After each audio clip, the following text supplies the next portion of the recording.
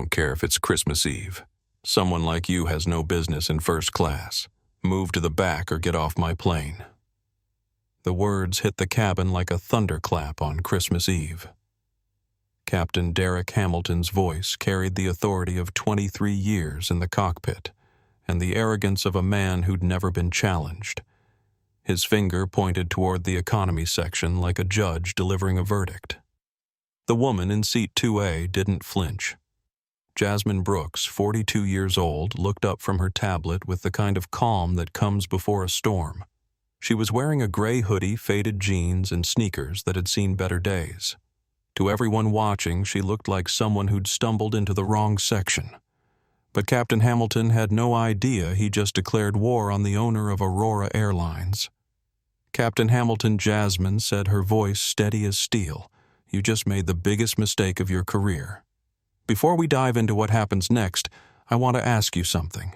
Drop a Christmas tree emoji in the comments if you've ever been judged by how you look or what you're wearing. This Christmas Eve story is about to show you what happens when assumptions collide with reality, and trust me, you won't see this ending coming. If this story shocks you even a little bit, smash that subscribe button, because what unfolds over the next hour will blow your mind. We're about to witness discrimination justice and the kind of Christmas miracle that happens when the underdog turns out to own the entire game. This is Flight 447 from JFK to London Heathrow. It's 8:47 p.m. on Christmas Eve 2024. The cabin is full of passengers heading home for the holidays, but none of them know they're about to witness one of the most epic takedowns in aviation history. The man pointing his finger at Jasmine thinks he's removing a problem passenger. What he's actually doing is ending his career, destroying his reputation, and learning the hardest lesson of his life. Because sometimes the person you're trying to push down is the one who signs your paycheck. Let me paint you the full picture of how we got here, because this story isn't just about a seat on a plane.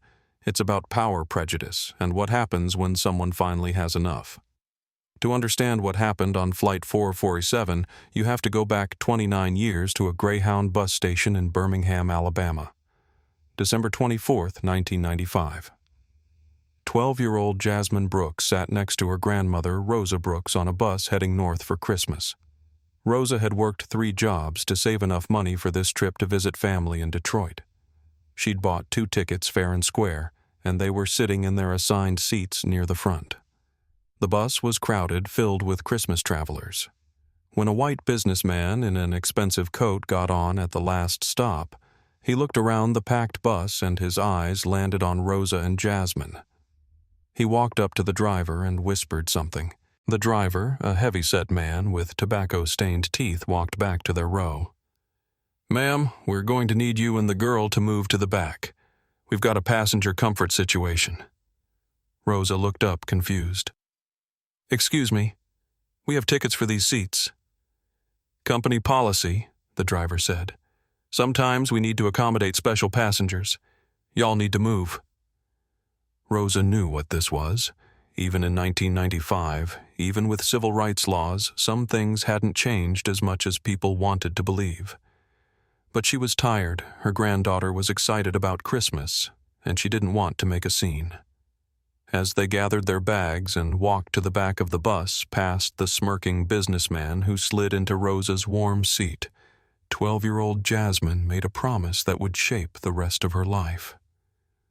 "Grandma," she whispered one day, "I'll own the bus. I'll own the plane. I'll own everything, and no one will ever move us again." Rosa squeezed her granddaughter's hand. "Baby girl, you dream as big as you want. But remember, when you get that power, you use it to protect people, not hurt them." Jasmine never forgot that Christmas Eve. Not when she was 16 and living in her car after Rosa died. Not when she was 22 and working 3 jobs while studying computer science at night. Not when she started her first tech company in a garage, or when she sold it for $50 million, or when she built her second company and sold it for $500 million. By 40, Jasmine Brooks was worth $8 billion. She owned tech companies, real estate empires, and investment funds. But she remembered every slight, every assumption, every time someone looked at her, and decided she didn't belong. 6 months ago, she'd quietly acquired Aurora Airlines. The company was struggling, hemorrhaging money, and rumored to have serious culture problems. Jasmine didn't buy it for the profit potential. She bought it because she'd received dozens of complaints about discrimination on Aurora flights. Complaints that mysteriously disappeared into corporate bureaucracy. The board thought they were selling to a consortium of investors. They had no idea their new owner was a black woman who planned to root out every trace of bias in their company.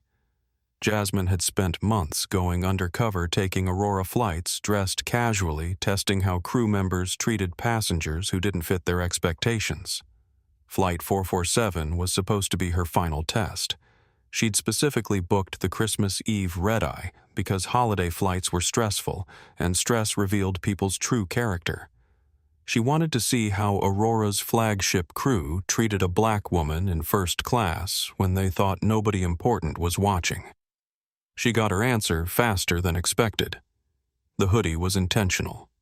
The jeans were strategic. The lack of jewelry, the worn sneakers, the tired expression from actually working 16-hour days, running her companies. It all painted a picture that apparently didn't match Captain Hamilton's idea of who belonged in Seat 2A. What Hamilton didn't know was that Seat 2A was technically Jasmine's seat. Not just because she'd paid for it, but because she owned it.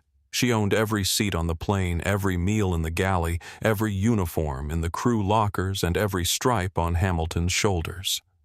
Jasmine had given Hamilton and his crew multiple chances to treat her with basic dignity. She'd shown her boarding pass, answered his questions politely, and even offered to show additional identification. But Hamilton's bias was stronger than his professionalism. Now, as she sat in the seat she legally owned while the captain of her own airline demanded she move to the back, Jasmine felt something shift inside her. This wasn't just about her anymore. It was about Rose's memory about every passenger who'd been treated like this before, and about making sure it never happened again. The little girl who'd been forced to the back of the bus was gone. In her place sat a billionaire with the power to change everything, and Captain Hamilton was about to learn that some passengers don't just fight back. Some passengers own the whole damn airline. Captain Derek Hamilton believed he was Aurora Airlines' most valuable asset, and for 23 years the company had done nothing to contradict that belief. At 48, Hamilton was everything Aurora's marketing department loved: silver-haired, square-jawed, and confident enough to look good in a uniform. He'd been the face of their Experience Excellence campaign for 5 years, appearing on billboards and commercials as the embodiment of professional aviation. Hamilton flew Aurora's most prestigious routes. He commanded their newest aircraft. He was invited to company events quoted in industry magazines and trusted with VIP passengers who specifically requested him as their captain. Management treated him like royalty because passengers loved the image of having a real pilot's pilot in the cockpit. But Hamilton's excellence had a dark side that Aurora's old leadership had chosen to ignore. The complaints started small. A passenger felt uncomfortable with how Hamilton had questioned their presence in first class. A flight attendant mentioned that the captain seemed to have different safety protocols depending on who was flying.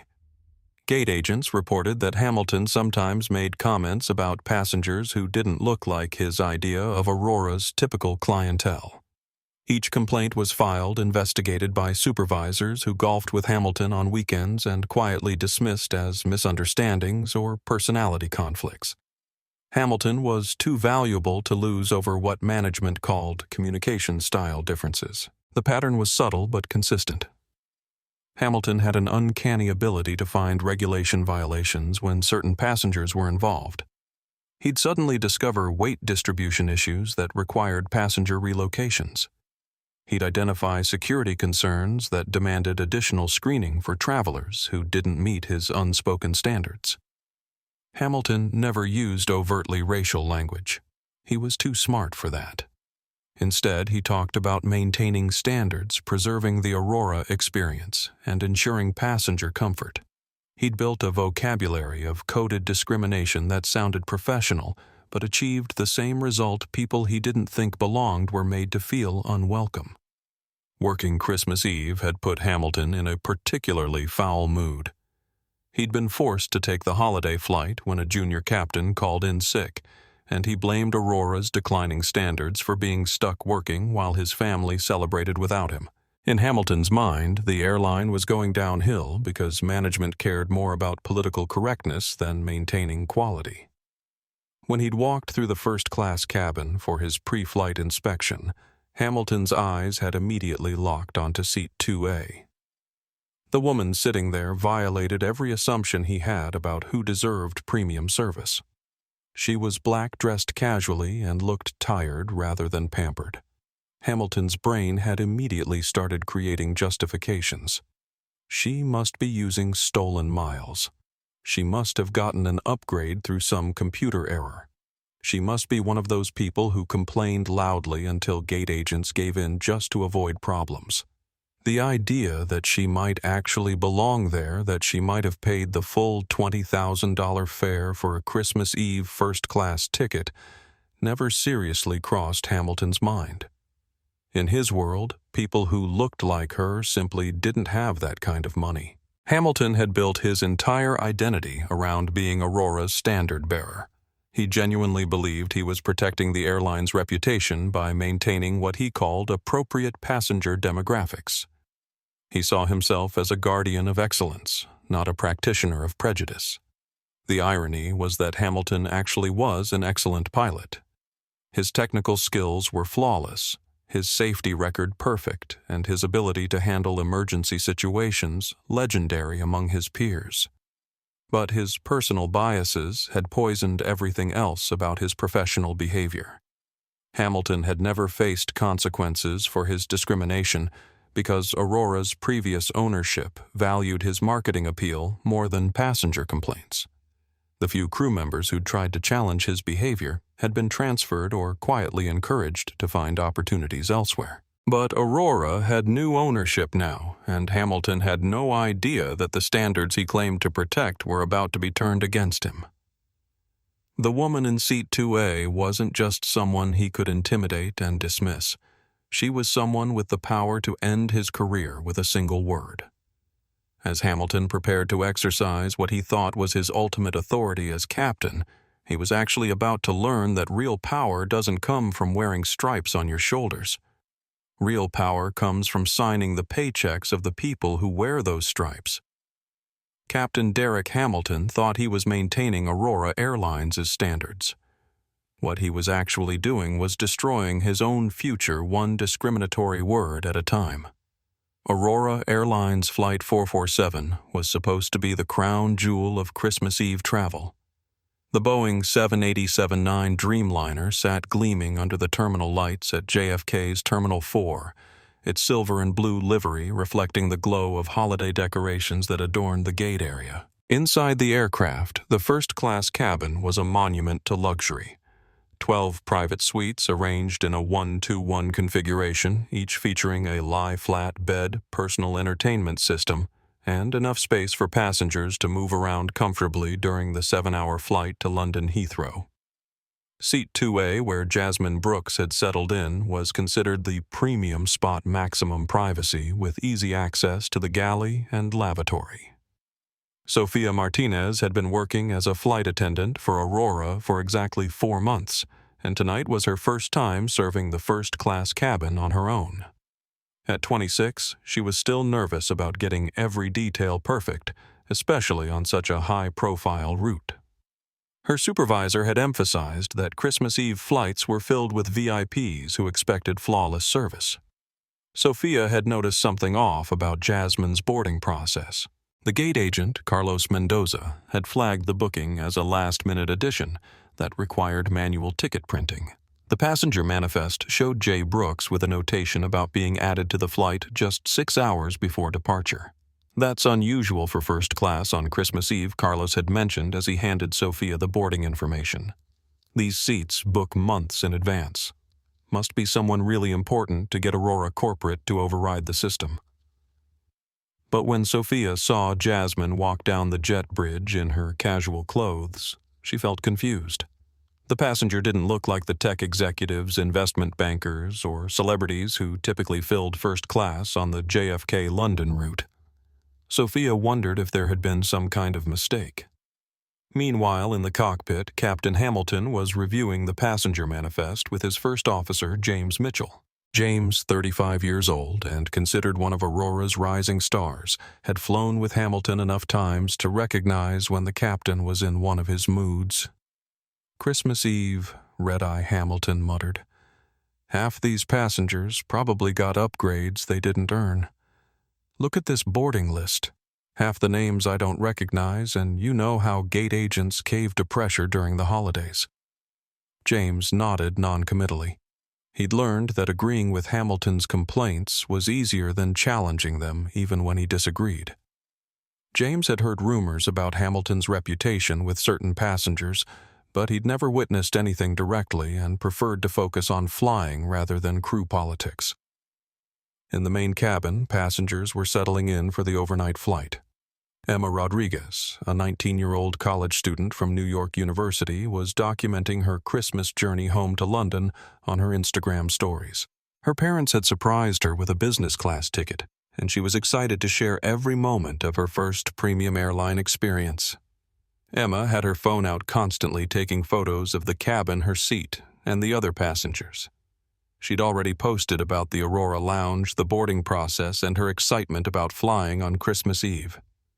Her Instagram followers were engaged and commenting frequently, turning her travel documentation into an interactive experience. 3 rows behind Jasmine Harold Thompson was quietly reading a paperback novel. The 67-year-old military veteran had used his accumulated miles to upgrade from economy, treating himself to first class for the first time in his life. Harold was flying to London to visit his daughter's family for Christmas, and the upgrade felt like a small miracle after years of cramped coach flights. In seat 1F, Victoria Shaw was working on her laptop preparing for business meetings that would begin the day after Christmas. The 52-year-old executive had built her reputation on attention to detail and had already noticed the unusual tension surrounding Jasmine's boarding. Victoria's instincts told her something was developing, and she kept her phone nearby just in case. Preston Blackwood III occupied seat 3A, and he was already annoyed. The 28-year-old had expected to be upgraded to seat 2A, which he considered rightfully his due to his father's senatorial status. Preston had specifically requested the premium seat and was irritated to find it occupied by someone he deemed unworthy of the position. Preston had grown up believing that first-class travel was his birthright, and he'd never encountered a situation where his family name and connections didn't guarantee him the best of everything. Seeing Jasmine in what he considered his seat had sparked a sense of injustice that would soon escalate into something much worse. As the boarding process continued, Sophia found herself making multiple trips past Jasmine's seat. Each time she felt more uncertain about the situation. The passenger seemed perfectly polite and appropriate, but Sophia couldn't shake the feeling that Captain Hamilton would have opinions about the seating arrangement. Sophia had heard stories about Hamilton's attention to detail and his strong opinions about maintaining Aurora's image. She'd been warned by other flight attendants that the captain sometimes had concerns about passenger placement that he expected crew members to handle discreetly. At 8:30 p.m., 30 minutes before scheduled departure, Sophia noticed Captain Hamilton emerging from the cockpit for his customary pre-flight cabin inspection. She watched as his eyes swept the first-class section, mentally cataloging every detail that might fall short of his standards. When Hamilton's gaze landed on Jasmine, Sophia saw his expression change. The captain's jaw tightened, his eyes narrowed, and she recognized the look of someone who had found exactly what he was looking for, a problem to solve. Sophia felt her stomach tighten. In her 4 months with Aurora, she'd learned to recognize when situations were about to escalate beyond her control, and Captain Hamilton's body language was sending every warning signal she'd been trained to notice. The stage was set for a confrontation that would change multiple lives forever, and none of the passengers had any idea they were about to witness aviation history in the making. Captain Hamilton's polished leather shoes clicked against the cabin floor as he approached seat 2A with the measured stride of someone accustomed to commanding attention. The sound cut through the quiet conversations and rustling of passengers settling in, causing several heads to turn toward the unfolding drama. Jasmine sensed his presence before she saw him. She'd learned long ago to recognize when someone was approaching with hostile intent, and Hamilton's energy radiated disapproval from 20 feet away. She looked up from her tablet where she'd been reviewing the quarterly performance reports of Aurora Airlines, her own company. "Excuse me," Hamilton said, his voice carrying just enough authority to make nearby passengers pause their conversations. "I need to see your boarding pass." Jasmine studied him for a moment. She could see everything she needed to know in his expression, the automatic assumption that she didn't belong, the irritation at having to deal with what he clearly viewed as an irregularity, and the confidence that his authority would resolve the situation quickly. "Is there a problem?" Captain Jasmine asked, her voice calm and professional. "Just routine verification," Hamilton replied, though his tone suggested anything but routine. "We've had some issues with upgraded passengers this evening." Sophia Martinez watched from the galley, her hands trembling slightly as she arranged champagne glasses on a serving tray. She'd been dreading this moment since she first noticed Hamilton's reaction to Jasmine's presence. Sophia had seen this pattern before with other crew members, though never directed at a first-class passenger. Jasmine reached into her small purse and retrieved her boarding pass, extending it toward Hamilton with steady fingers. As he took the thermal paper slip, she noticed Emma Rodriguez quietly lifting her phone in their direction, the teenager's instincts sensing a moment worth capturing. Hamilton examined the boarding pass with theatrical suspicion, holding it up to the cabin lights, as if checking for watermarks on currency. His performance was designed to suggest fraud, while maintaining plausible deniability about his true motivations. This was issued just 6 hours ago, Hamilton announced loud enough for surrounding passengers to hear. That's highly unusual for a premium seat on Christmas Eve. These cabins book months in advance. "I had a last-minute schedule change," Jasmine replied evenly. "My assistant made the arrangements through Aurora's corporate booking system." Hamilton's eyes narrowed. The mention of corporate booking should have given him pause, but his bias was stronger than his caution. In his mind, people who looked like Jasmine didn't have assistants who could pull strings with Aurora's executives. "Corporate booking requires verification." Hamilton continued, his voice growing more authoritative. "We need to confirm your identity and payment method before takeoff." James Mitchell appeared at the cockpit door, drawn by the unusual sound of his captain conducting passenger interviews in the cabin. He could see the situation developing, but felt trapped between his duty to support his captain and his growing discomfort with Hamilton's behavior. Captain Hamilton Jasmine said, reading his name tag with deliberate slowness, "I've provided my boarding pass, which was issued by your own airline. Is there something specific you need that would justify this level of scrutiny?"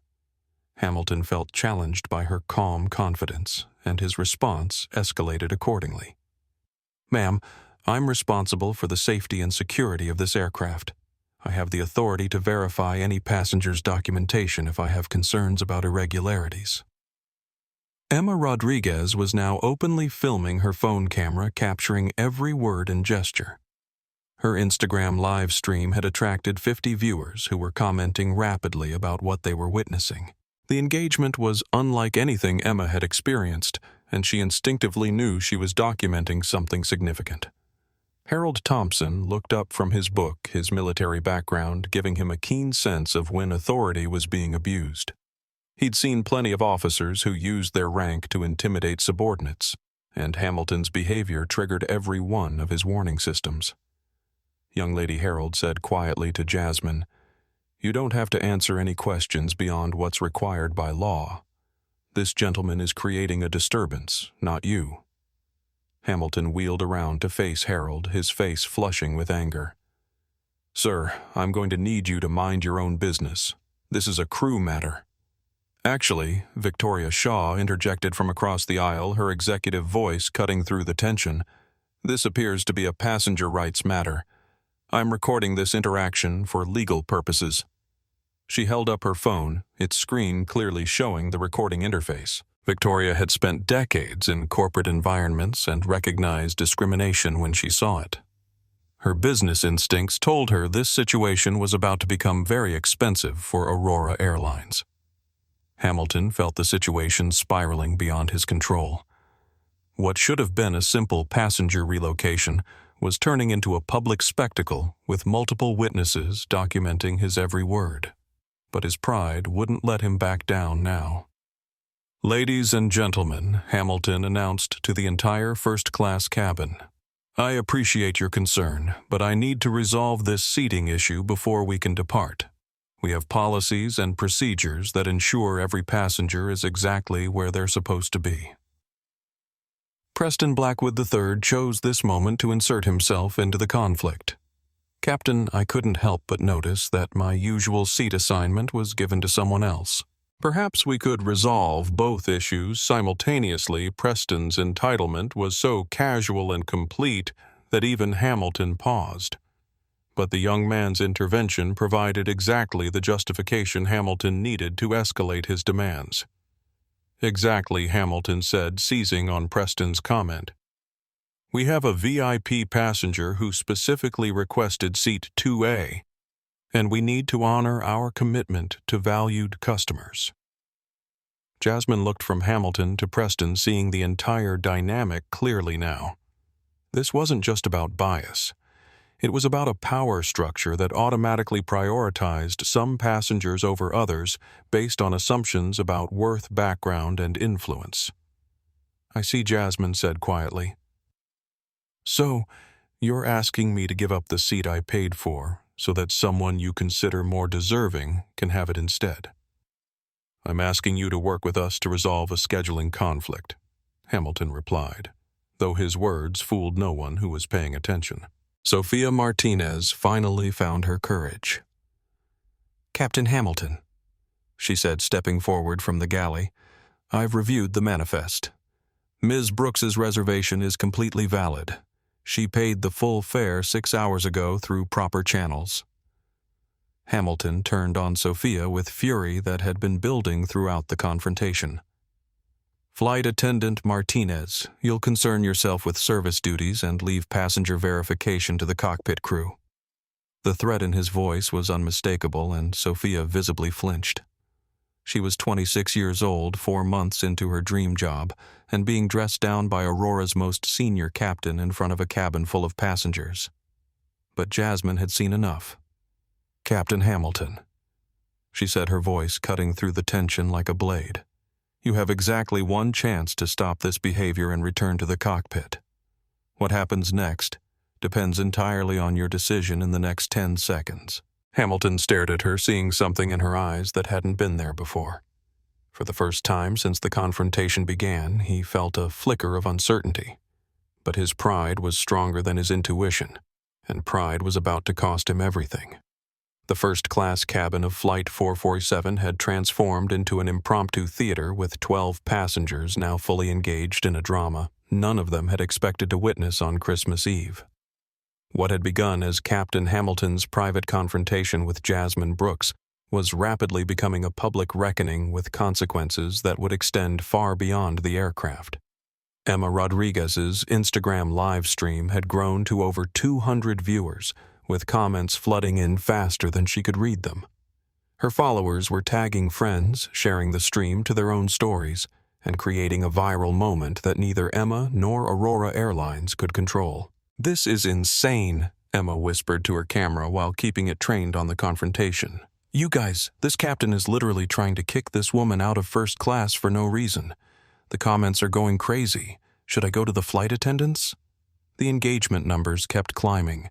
300 viewers. 400. Emma had never experienced anything like it, and her journalism instincts told her to keep documenting everything. She switched to her Twitter account and posted live Aurora Airlines captain discriminating against black passenger on Christmas Eve flight. "This is happening right now." Hashtag Aurora447. Hashtag Christmas Eve. Victoria Shaw had positioned herself to capture the entire scene from multiple angles, her business phone recording while she took notes on her personal device. 25 years in corporate litigation had taught her to document everything when witnessing potential civil rights violations. "Harold," she said quietly to the veteran across the aisle. "Are you getting this?" Harold Thompson nodded, his phone camera steady despite his anger at what he was witnessing. 30 years in the military, and I know discrimination when I see it. This girl's doing nothing wrong. Preston Blackwood III was becoming increasingly agitated as the confrontation continued. In his worldview, problems like this were resolved quickly and quietly, usually in his favor. The fact that the woman in his seat was refusing to move, and that other passengers were supporting her, violated every assumption he had about how these situations worked. "This is ridiculous," Preston announced to anyone listening. "I specifically requested seat 2A. My father is Senator Blackwood, and Aurora has always accommodated our family's preferences." His entitlement was so naked that even passengers who hadn't been paying attention turned to stare. Emma immediately swung her camera toward Preston, recognizing that his words were adding another dimension to an already explosive situation. "Did you hear that?" Emma said to her live stream audience. "Senator's son expects special treatment. You can't make this stuff up. The comments are saying this is going viral on TikTok, too." Sophia Martinez was caught between her training her conscience and her fear of Captain Hamilton's authority. Aurora's employee handbook was clear about supporting passengers against discrimination, but it was equally clear about respecting the chain of command. Sophia had never faced a situation where those two directives were in direct conflict. Another flight attendant, Marcus Rivera, emerged from the aft galley to see what was causing the commotion. Marcus had 15 years of experience with Aurora and immediately recognized the danger signs of a situation spiraling out of control. "Sophia," Marcus said quietly, "have you called the ground supervisor?" Captain Hamilton said he was handling passenger verification. Sophia replied, her voice tight with stress. "I don't want to overstep." Marcus looked at the scene unfolding in the premium cabin and made a decision that would later be credited with preventing the situation from becoming even worse. "I'm calling David Park," Marcus said, referring to Aurora's executive liaison who handled VIP passenger issues. "This is beyond crew authority now." As Marcus moved to the front galley phone, James Mitchell was having his own crisis of conscience in the cockpit doorway. The first officer had remained silent during Hamilton's confrontation, but the involvement of multiple passengers and the obvious recording of the incident was forcing him to consider his own liability. James had heard rumors about Hamilton's behavior with certain passengers, but he'd never witnessed it directly. Now he was watching his captain create what was clearly a public relations disaster for Aurora Airlines, possibly a legal nightmare, and definitely a career-ending mistake. Derek James said quietly, trying to get Hamilton's attention without addressing him by rank in front of the passengers. "We need to talk. In the cockpit. Now." But Hamilton was too invested in the confrontation to back down. His authority had been challenged in front of passengers, crew, and cameras, and his ego demanded vindication regardless of the cost. Harold Thompson stood up from his seat, his 6-foot frame and military bearing commanding immediate attention. "Captain," he said in the voice he'd once used to address subordinates who'd crossed the line, "I've served my country for 30 years, and I know what integrity looks like. What you're doing to this young woman has nothing to do with safety or security, and everything to do with bias." The weight of Harold's words hit the cabin like a physical force. Here was a white military veteran, the kind of passenger Hamilton typically treated with automatic respect, directly challenging the captain's behavior and motives. Victoria Shaw seized the moment to create an official record. "Captain Hamilton," she said in her clear executive voice.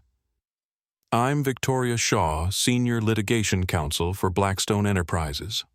I'm formally notifying you that your conduct is being recorded by multiple passengers and appears to constitute discrimination based on race. Aurora Airlines should be aware that this incident is being documented for potential legal action. Emma's live stream audience had grown to over 800 viewers, with the hashtag Aurora447 beginning to trend on Twitter. Comments were pouring in from viewers around the world who were watching a real-time discrimination incident unfold on Christmas Eve. The cabin had become a courtroom. Hamilton was on trial, and the jury of passengers and online viewers was reaching a unanimous verdict. But the defendant didn't realize the true identity of his victim, and the consequences were about to become far more severe than anyone aboard Flight 447 could imagine. Emma Rodriguez's hands trembled with adrenaline as she watched the numbers on her Instagram live stream climb past 1,000 viewers. Comments were flooding in so fast that the text became a blur of outrage, support, and demands for justice. She'd never experienced anything close to this level of engagement, and the responsibility of documenting what was clearly a historic moment felt overwhelming. "You guys, this is unreal," Emma whispered to her camera while keeping Captain Hamilton and Jasmine in frame. "We're at over 1,000 people watching live. Everyone's saying this needs to go viral. I'm seeing comments from people in Australia, the UK, everywhere. Hashtag Aurora447 is trending." On Twitter, Victoria Shaw's legal expertise was creating a parallel documentation thread that was gaining its own momentum. Her tweet thread began 112, currently witnessing discrimination on Aurora Airlines Flight 447. Captain ordering black passenger to leave first-class seat she paid for. Recording everything for legal purposes. This is what bias looks like in real time. Hashtag Aurora447. Hashtag Christmas Eve. Each subsequent tweet detailed another aspect of Hamilton's behavior. Preston's entitlement, and Jasmine's calm professionalism under pressure. Victoria's followers, primarily executives and legal professionals, were retweeting rapidly and adding their own commentary about corporate liability and civil rights violations. Harold Thompson, despite being 67 years old, was surprisingly social media savvy. His Facebook post was being shared across veteran groups and military networks. Watching a disgraceful display of discrimination on Aurora Airlines. Black woman being harassed by white captain for no reason other than bias. This is not the America I served to protect. Share this everywhere. The hashtags were multiplying organically. Christmas Eve shame had started trending alongside Aurora 447. Pilot bias was gaining traction. Justice for Jasmine appeared, even though most viewers still didn't know her name. Marcus Rivera had reached David Park at Aurora's executive offices, and the phone conversation was becoming increasingly urgent. "David, you need to understand," Marcus said quietly from the galley phone. "This is being live-streamed. We're looking at thousands of people watching our captain discriminate against a first-class passenger. The hashtags are already trending." David Park felt his stomach drop. As Aurora's crisis management executive, he'd dealt with plenty of passenger complaints and crew incidents, but he'd never faced a situation that was going viral in real time. His first instinct was to contact the cockpit directly, but he knew that would likely make Hamilton even more defensive. "Marcus, I need you to get me a passenger manifest for that flight immediately," David said, "and find out everything you can about the passenger in seat 2A. Something about this situation feels bigger than a standard seating dispute." As David pulled up the flight information on his computer, he had no idea he was looking at a passenger manifest that included his own boss. Jasmine Brooks' name appeared as J. Brooks, and nothing in Aurora's booking system indicated that she was anything other than a last-minute business traveler. The social media wildfire was spreading faster than anyone on the ground or in the air could control, and Aurora Airlines was about to face the most expensive public relations crisis in the company's history. But the real shock was still coming. Captain Derek Hamilton felt the walls closing in around him, but instead of retreating, his pride pushed him deeper into the confrontation. The presence of cameras, The support Jasmine was receiving from other passengers and the obvious tension among his crew should have warned him to de-escalate. Instead, Hamilton saw challenges to his authority that demanded an even stronger response. "Ladies and gentlemen," Hamilton announced to the entire first-class cabin, his voice carrying the authoritative tone he'd perfected over 2 decades of commanding aircraft. "I apologize for this disruption to your Christmas Eve travel. We're dealing with a passenger verification issue that needs to be resolved before departure." He turned back to Jasmine, his eyes cold with determination. "Ma'am, I'm going to give you one final opportunity to resolve this situation cooperatively. You can move voluntarily to seat 47E in our economy section, or I will call Port Authority Police to remove you from this aircraft." The ultimatum hung in the air like a death sentence. Every passenger in first class understood they were witnessing something extraordinary. This wasn't a simple seating dispute anymore. This was a moment that would define careers, change lives, and possibly reshape how airlines treated their customers. Jasmine looked up at Hamilton with the kind of calm that comes from absolute certainty about one's position. She had spent months preparing for exactly this moment, though she'd hoped it would never come. The test had worked too well. Hamilton wasn't just showing bias. He was demonstrating the kind of flagrant discrimination that would require the harshest possible response. Captain Hamilton Jasmine said, her voice steady and clear enough for every recording device to capture, "I will move to seat 47E. But before I do, I want you to understand something very clearly. You should know that I'm recording this conversation for the Aurora Airlines Board of Directors." Hamilton scoffed his arrogance, preventing him from recognizing the warning in her words. "Ma'am, you can record whatever you want. The board supports its captains when we maintain proper standards and passenger safety." Emma Rodriguez's live stream had reached 500 viewers, and the comments section was exploding with outrage.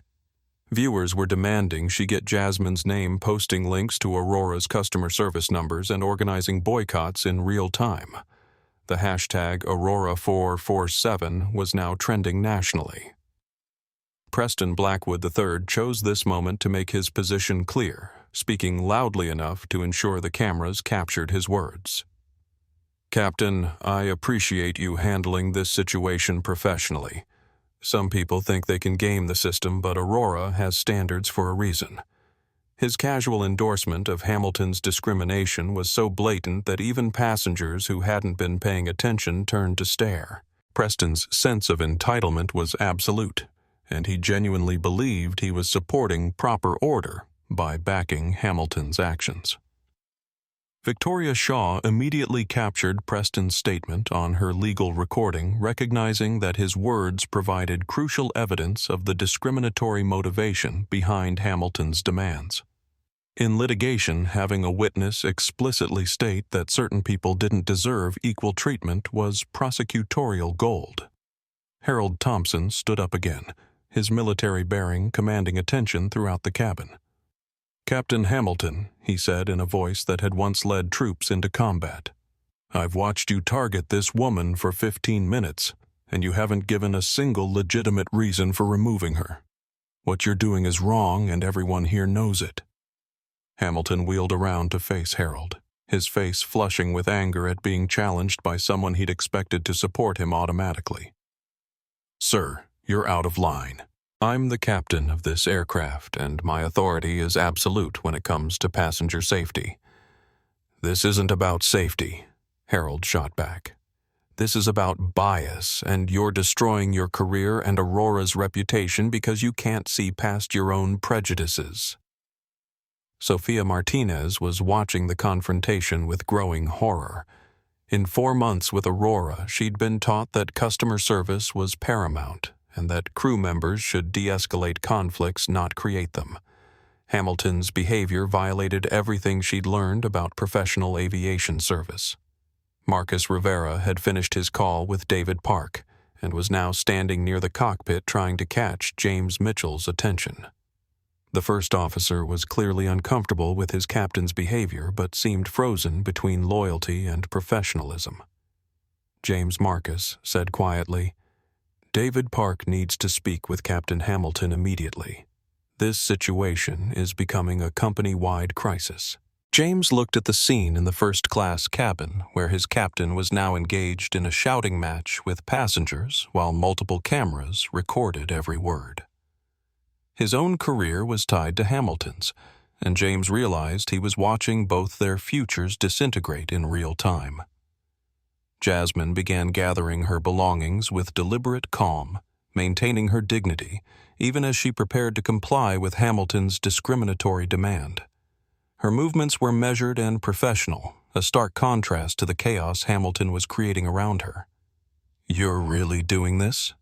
Victoria Shaw said to Hamilton, her lawyer's voice carrying a note of amazement at his self-destructive behavior.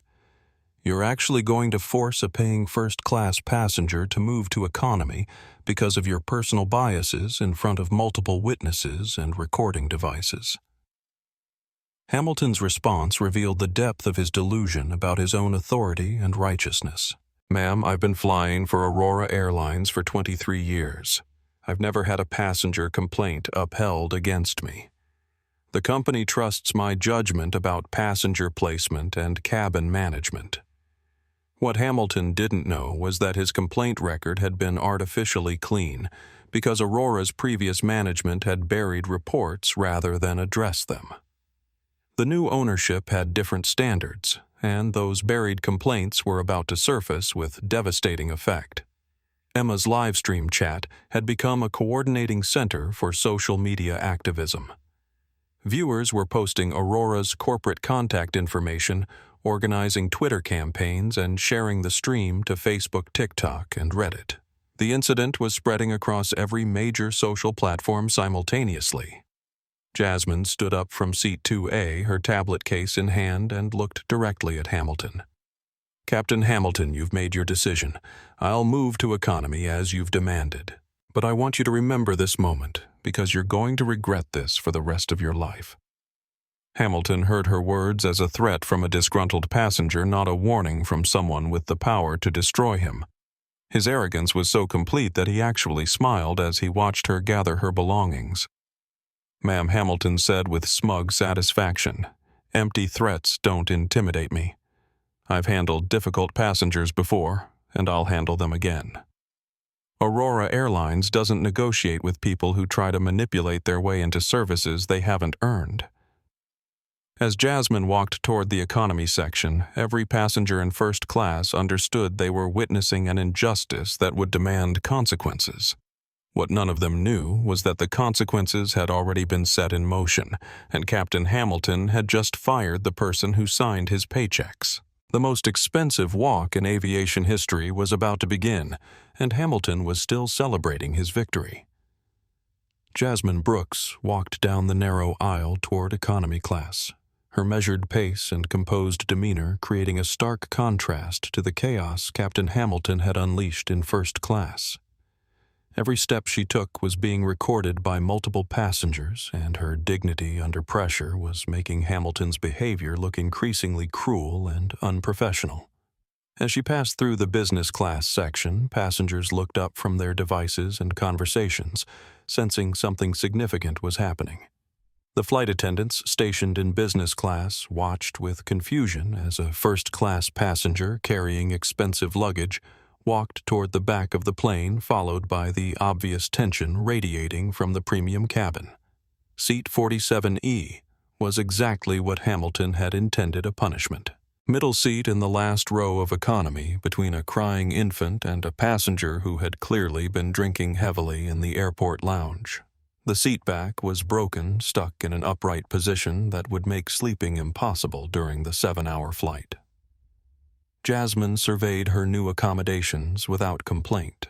She'd sat in worse seats during her undercover testing of Aurora's service standards, and this particular humiliation was providing exactly the evidence she needed to justify the reforms she'd been planning. Emma Rodriguez had followed Jasmine's progress with her live stream, and her audience had grown to over 5,000 viewers. The comments section was now a torrent of outrage, legal advice, and demands for justice that Emma couldn't keep up with reading. "This is unbelievable," Emma whispered to her camera while filming Jasmine's dignified settlement into the uncomfortable seat. "They've moved her to literally the worst seat on the plane. The baby next to her is screaming, and I can smell alcohol from here. This is so obviously retaliation." Back in first class, Hamilton was basking in what he believed was a successful assertion of his authority. Preston Blackwood III had immediately claimed Seat 2A, settling into the premium space with the satisfaction of someone who believed the natural order had been restored. "Thank you," Captain Preston said loud enough for the remaining passengers and cameras to hear. "It's refreshing to see professional standards maintained. Too many airlines cave to pressure these days." Preston's casual cruelty was so complete that even Hamilton looked momentarily uncomfortable. But the captain's ego was too invested in the confrontation to acknowledge that his ally's words revealed the discriminatory nature of his own actions. Victoria Shaw was furiously typing legal notes into her phone while continuing to record the aftermath. Her litigation experience told her that Aurora Airlines had just created liability that could reach into tens of millions of dollars, and the evidence was being captured from multiple angles by multiple witnesses. Harold Thompson remained standing, his military posture radiating disapproval as he watched Preston enjoy the fruits of Hamilton's discrimination. Captain Harold said in a voice that carried moral authority, "I hope you understand what you've just done to that woman and to your own company." Hamilton was still too high on his perceived victory to recognize the danger in Harold's words. "Sir, I've maintained proper passenger placement and cabin standards. Aurora Airlines will support my decision." Meanwhile, in Aurora's Crisis Management Center, David Park was frantically trying to understand the scope of the social media disaster that was unfolding in real time. The hashtags Aurora447 and Christmas Eve Shame were trending nationally with thousands of posts demanding accountability and threatening boycotts. David's assistant burst into his office carrying printouts of the most viral social media posts. "Mr. Park, this is exploding across every platform. We're getting tagged in posts from celebrities, politicians, and civil rights organizations. The live stream has hit 10,000 viewers." David felt sick as he realized the magnitude of the crisis. "Get me the passenger manifest for Flight 447 immediately, and find out everything we can about the passenger in Seat 2A. I need to understand why Captain Hamilton targeted her specifically." As David's team pulled up the booking information, they saw J. Brooks listed with a corporate booking code that required special clearance. David's blood ran cold as he realized what that booking code meant. "Oh my God," David whispered as the full scope of the disaster became clear. J. Brooks, Jasmine Brooks. Hamilton just discriminated against the owner of Aurora Airlines. Back on the aircraft, Jasmine was making a phone call that would change everything. In the privacy of economy class, surrounded by passengers who had no idea who she was, she dialed a number that connected directly to Aurora's board of directors. "David," she said, when Park answered his emergency line, "it's happening again. Flight 447. My test worked too well." David Park's voice was tight with panic. "Ms. Brooks, I'm so sorry. We're tracking the social media coverage. I had no idea you were on that flight. I'm going to call Captain Hamilton immediately." "No," Jasmine said calmly. "Let this play out.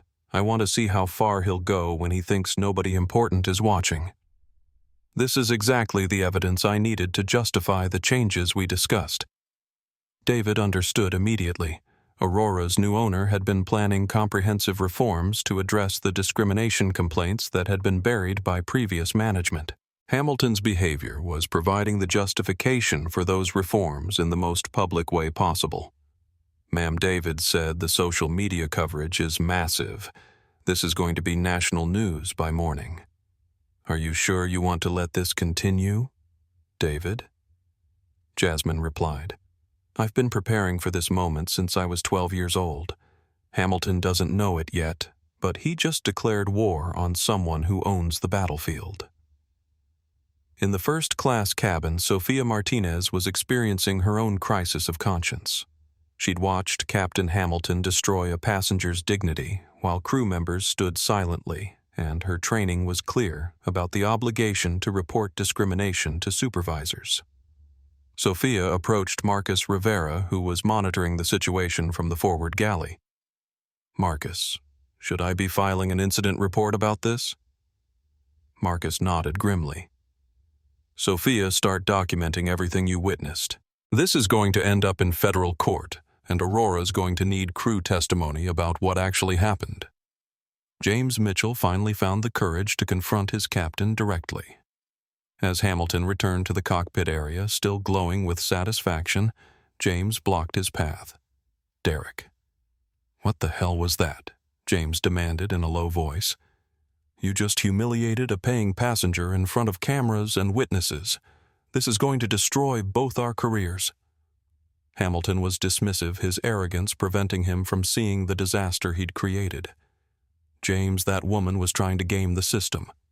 I've seen it before. Give them an inch and they'll take over the whole cabin. Sometimes you have to maintain standards forcefully.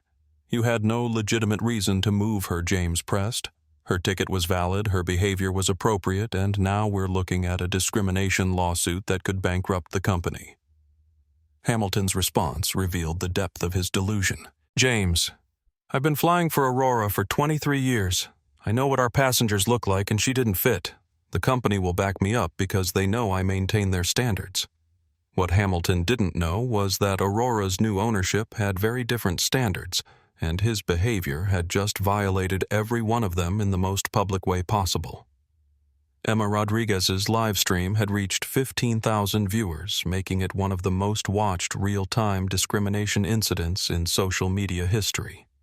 The comments section was coordinating boycotts, legal support, and media campaigns that would continue growing long after the flight landed. In economy class, Jasmine sat quietly between the crying baby and the intoxicated passenger working on her tablet as if nothing unusual had happened. Her calm in the face of discrimination was making Hamilton's aggression look even worse by comparison, and every passenger who saw her understood that they'd witnessed something profound. The power Hamilton thought he'd demonstrated was already evaporating. Real power was sitting in seat 47E, planning the complete transformation of the airline industry's approach to passenger discrimination, and Captain Derek Hamilton had just become the unwitting catalyst for changes he couldn't imagine. Aurora Airlines was about to learn that their new owner didn't just talk about equality. She was prepared to enforce it with the full weight of her authority, and Hamilton's career was about to become a cautionary tale about the cost of bias in the modern era. The documentation of Captain Hamilton's discrimination was happening on multiple levels simultaneously, creating an unprecedented record of bias in action that would soon become evidence in legal proceedings, training materials for corporate sensitivity programs, and a viral case study in how quickly careers can be destroyed by prejudice. Emma Rodriguez's Instagram live stream had evolved beyond simple documentation into a coordinating center for justice activism.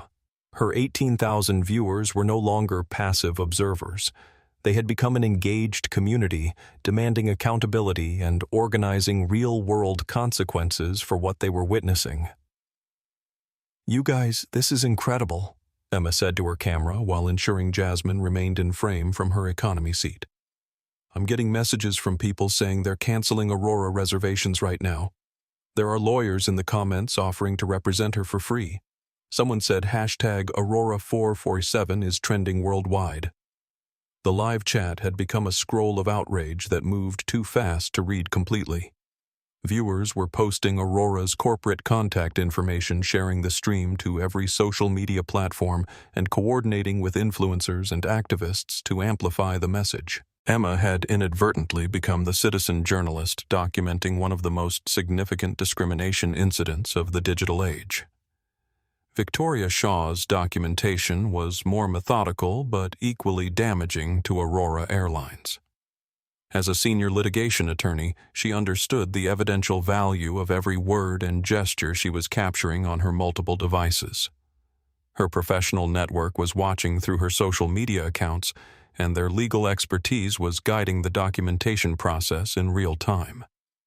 I'm creating a time-stamped record of every discriminatory statement Victoria announced to her LinkedIn followers in a post that was being shared rapidly through legal and business networks.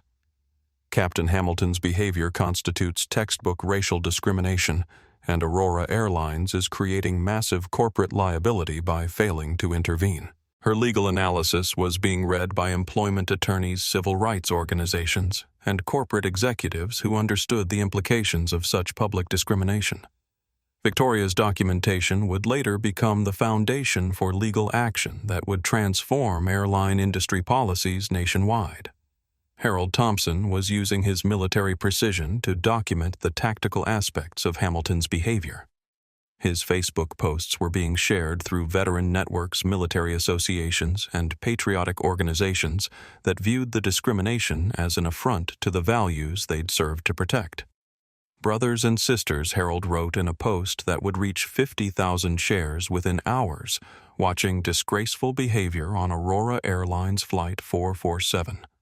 White captain using his authority to humiliate black passenger for no reason other than bias. This is not the America we swore to defend. Every share helps expose this injustice. The veteran networks were particularly powerful because they commanded respect across political divisions. Harold's military credibility was giving the incident reach into communities that might otherwise dismiss discrimination claims, making the social media momentum even more unstoppable. Sophia Martinez and Marcus Rivera were creating the internal documentation that would prove crucial when Aurora faced federal investigations. Their crew incident reports were being filed in real time, creating an official airline record of Hamilton's behavior that couldn't be buried or dismissed by sympathetic supervisors. I'm documenting every policy violation, Marcus explained to Sophia as they worked from the galley. Captain Hamilton exceeded his authority, created a hostile environment for passengers, and violated Aurora's anti-discrimination guidelines. This paperwork is going to corporate tonight. Sophia's hands were shaking as she wrote her statement, but her words were clear and damning. Captain Hamilton targeted passenger Jay Brooks based solely on appearance and assumed she didn't belong in first class. His behavior was discriminatory, unprofessional, and created distress for crew and passengers. I believe his actions violated federal civil rights laws. Their documentation would later prove that crew members had recognized the discrimination and reported it appropriately, protecting them from liability, while ensuring Aurora couldn't claim ignorance about Hamilton's behavior. James Mitchell was facing his own documentation crisis. As first officer, he was required to report any safety or professional issues involving his captain, but he'd remained silent during the discrimination incident. His failure to intervene was creating its own liability, and he finally understood that his career was tied to Hamilton's sinking ship. James began his own incident report, trying to balance loyalty to his captain with the growing realization that Hamilton's behavior was indefensible. Captain Hamilton engaged in passenger confrontation that appeared motivated by racial bias. I failed to intervene appropriately and take command when the captain's behavior created safety and legal issues. I accept responsibility for this failure in leadership. His honest self-assessment would later save his career, while Hamilton's continued defiance would destroy his own. Preston Blackwood III was creating his own documentation problem through his social media activity.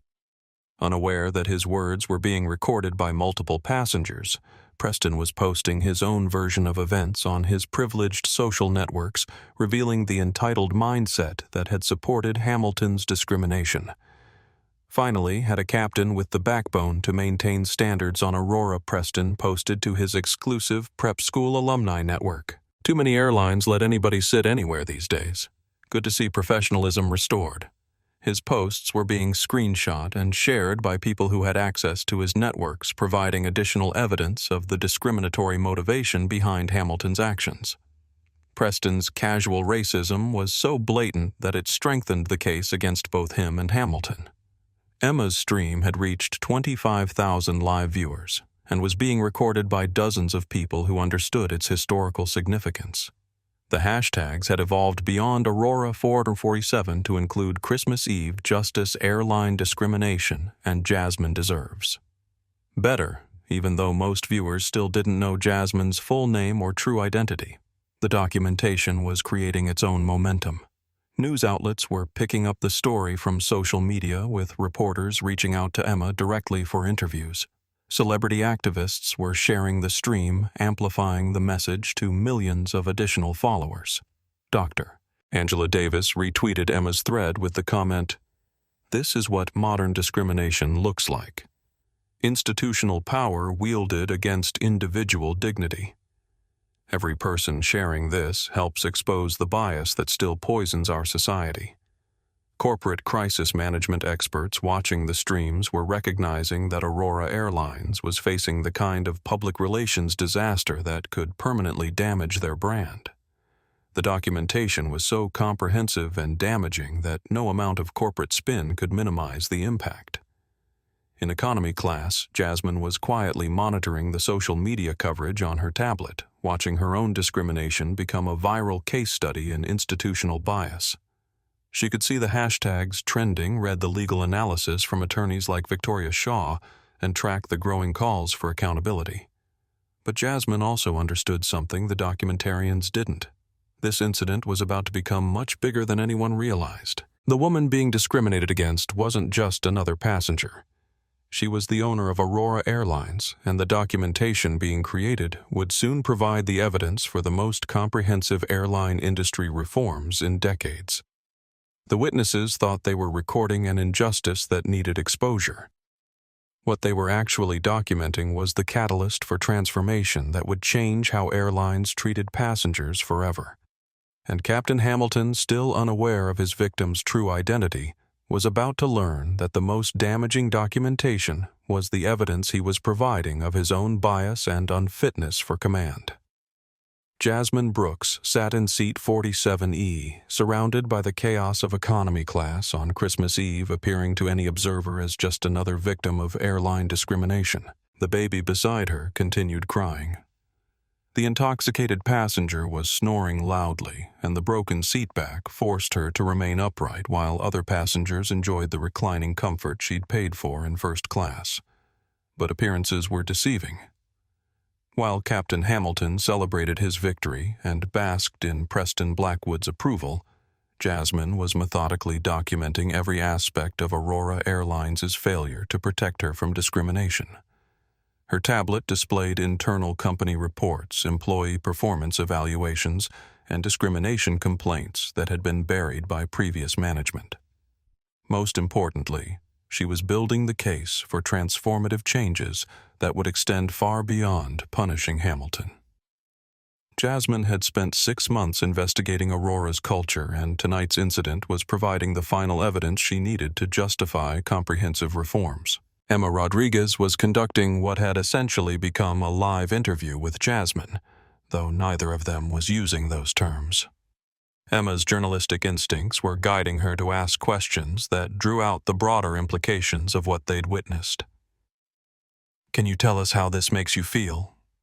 Emma asked, holding her phone steady while keeping the live stream focused on Jasmine's composed face. "I mean, you paid for first class, you were doing nothing wrong, and they just humiliated you in front of everyone." Jasmine's response was careful and strategic, designed to convey dignity while building the record of Aurora's discrimination. "Emma, what happened tonight isn't just about me. It's about a culture that assumes certain people don't belong in certain places. Some people judge by appearance and never expect the janitor to own the building." The phrase resonated with Emma's 30,000 live viewers who began analyzing every word in the comments. "The janitor owns the building" became an instant meme shared across platforms as viewers speculated about its meaning. Some thought it was metaphorical. Others wondered if Jasmine had inside knowledge about Aurora Airlines. Victoria Shaw caught the phrase immediately and understood its legal significance. In discrimination cases, statements suggesting hidden authority or insider knowledge often indicated that the victim had more power than the perpetrators realized. Victoria began researching Jasmine's background while continuing to document the incident. Harold Thompson approached Jasmine's economy section, his military bearing commanding respect even in the cramped space. "Young lady," he said quietly, "I want you to know that not all of us supported what happened to you. That captain's behavior was disgraceful, and anyone with integrity could see it." Jasmine smiled at Harold with genuine warmth. "Thank you for speaking up. It takes courage to challenge authority when you see injustice, especially when other people are staying silent."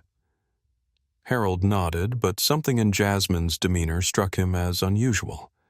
She was calm in a way that suggested confidence rather than resignation, and her language was more sophisticated than he'd expected from someone who appeared to be traveling alone without apparent wealth or status. "Can I ask?" Harold said carefully. "Are you in a position to do something about this? Because what happened to you was wrong, and that captain needs to face consequences." Jasmine's response was measured but carried an undertone that made Harold pay closer attention.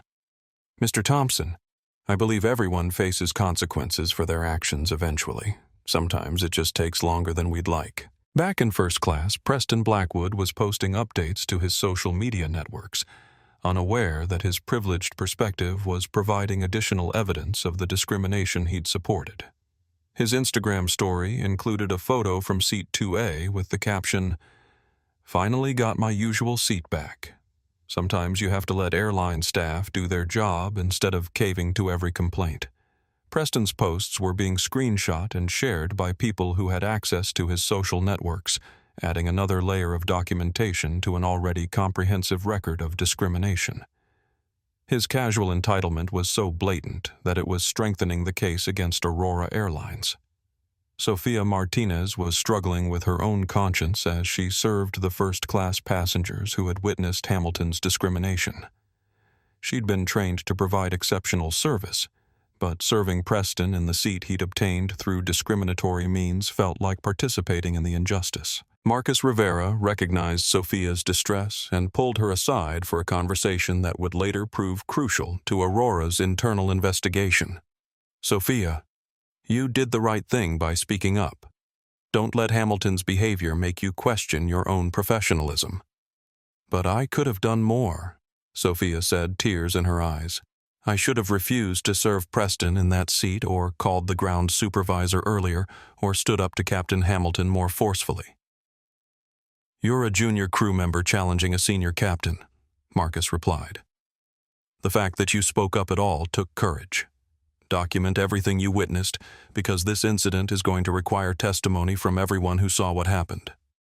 Their conversation was overheard by Victoria Shaw, who understood the value of crew testimony in discrimination cases. She approached Sophia discreetly and handed her a business card. "Sophia, I'm an attorney, and what you witnessed tonight was clear discrimination. If anyone tries to retaliate against you for speaking up, you call me immediately. Your testimony is going to be crucial for ensuring justice." Sophia looked at the card with surprise. She'd never expected that speaking up for a passenger would lead to contact with attorneys and potential legal action. But she was beginning to understand that Hamilton's discrimination had created consequences that would extend far beyond the flight. Meanwhile, David Park was frantically trying to manage a crisis that was spiraling beyond Aurora's ability to control. The social media coverage had reached national news outlets, and reporters were calling for statements about Flight 447's discrimination incident. Sir David's assistant said, bursting into his office with printed social media reports, "This is trending on every platform. We've got celebrities, politicians, and civil rights organizations demanding accountability. The passenger in seat 2A is being called a hero for maintaining her dignity under discrimination."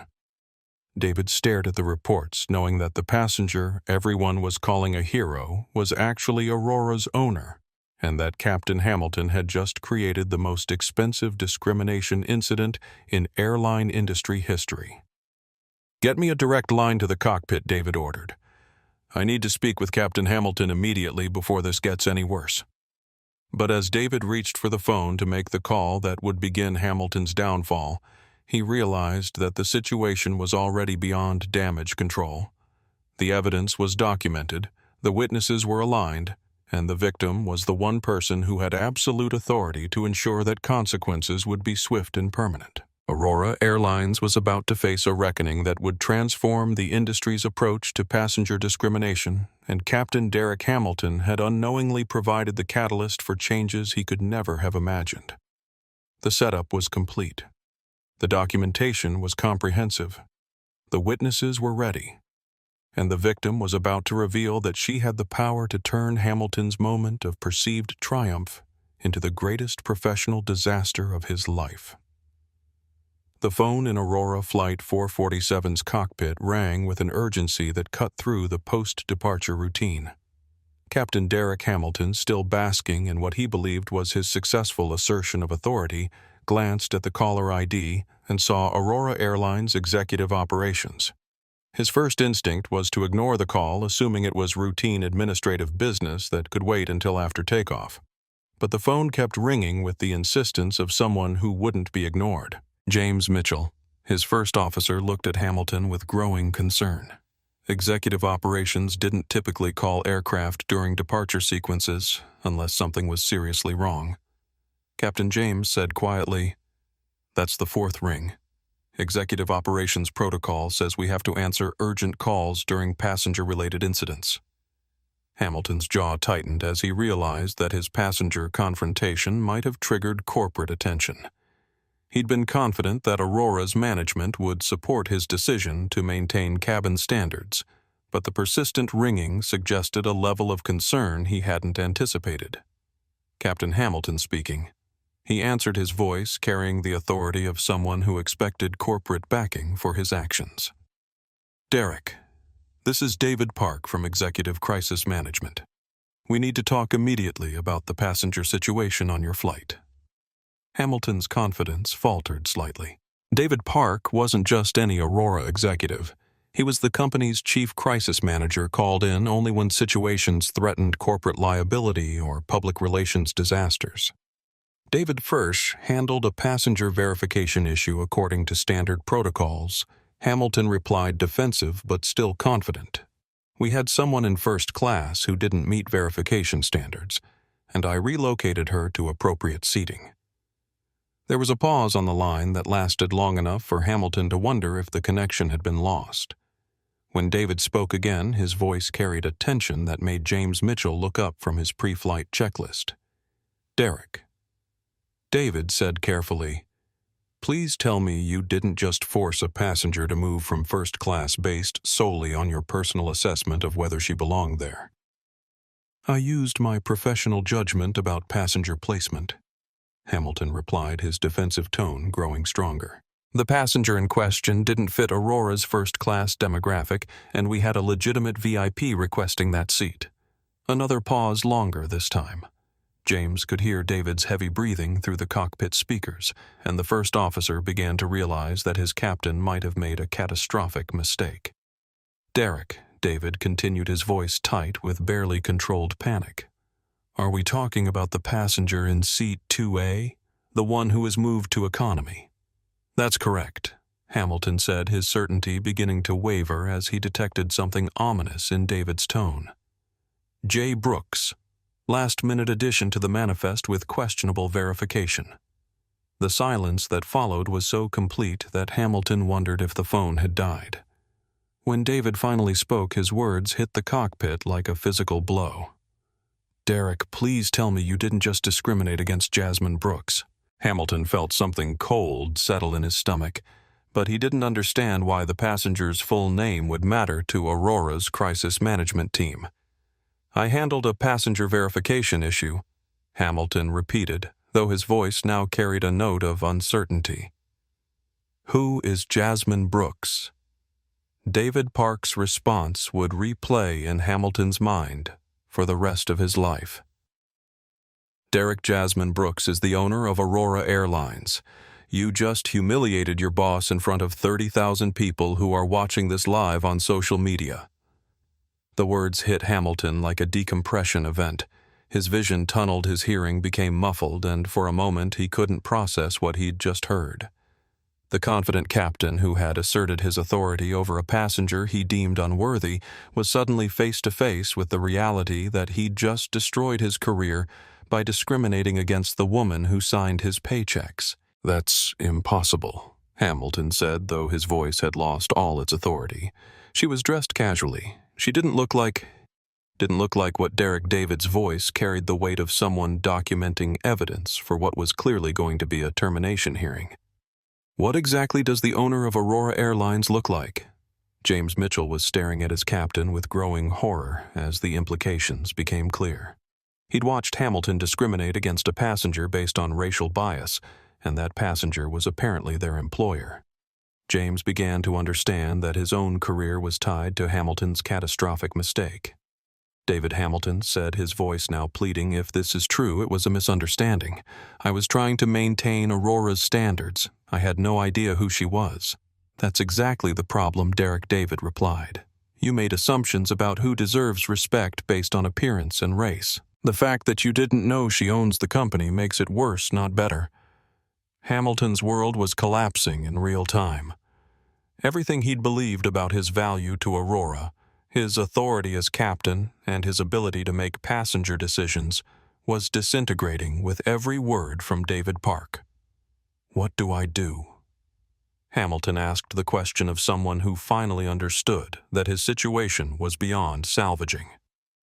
"Derek, you're going to return to first class and personally apologize to Ms. Brooks," David said.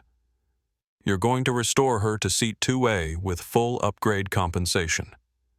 You're going to ensure that every passenger who witnessed your discrimination understands that Aurora Airlines does not tolerate bias in any form." And then Hamilton asked, though he already knew the answer. "And then you're going to submit your resignation effective immediately upon landing, Ms. Brooks has full authority to terminate anyone in Aurora's employ, and your behavior tonight has created liability that could bankrupt this company." Hamilton looked around the cockpit that had been his domain for 23 years, realizing that he was about to lose everything because he couldn't see past his own prejudices.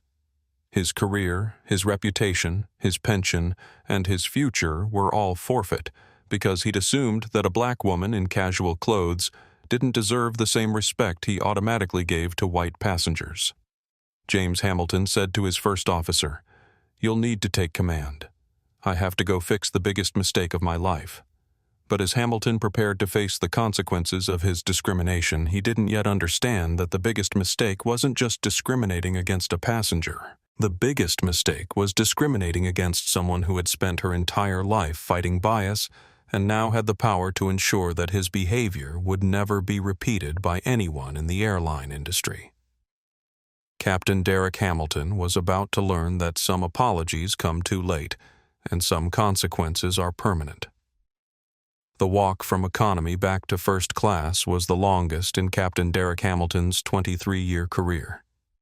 Every step felt like a march toward his own execution, and the passengers who had witnessed his discrimination watched his return with a mixture of anticipation and judgment that made his uniform feel like it weighed 1,000 pounds. Emma Rodriguez's live stream had reached 40,000 viewers, and the comment section was exploding with speculation about why the captain was returning to the scene of his discriminatory behavior. The hashtag Aurora447 was trending globally now, with news outlets picking up the story and celebrities beginning to share the stream. "You guys, something big is happening," Emma whispered to her camera as she followed Hamilton's progress from economy back to first class. "The captain just got a phone call, and now he's walking back to where everything started. His face is completely white. I think he found out something that changed everything." Victoria Shaw was positioned perfectly to capture Hamilton's return, and her legal instincts told her that whatever was about to happen would be the climax of the most documented discrimination case in airline industry history. Her phone was recording while she typed legal observations for her social media followers. Legal update: Aurora captain returning to first class after phone call from corporate. His body language suggests he's learned something that fundamentally changed his understanding of the situation. This is typically when discrimination cases become truly expensive for companies. Harold Thompson watched Hamilton's approach with the satisfaction of someone who had served long enough to recognize when authority figures were about to face consequences for their actions. The veteran's military experience had taught him to identify moments when power structures were about to shift dramatically. Hamilton stopped at seat 47E, where Jasmine was still sitting calmly between the crying baby and intoxicated passenger working on her tablet, as if nothing unusual had happened.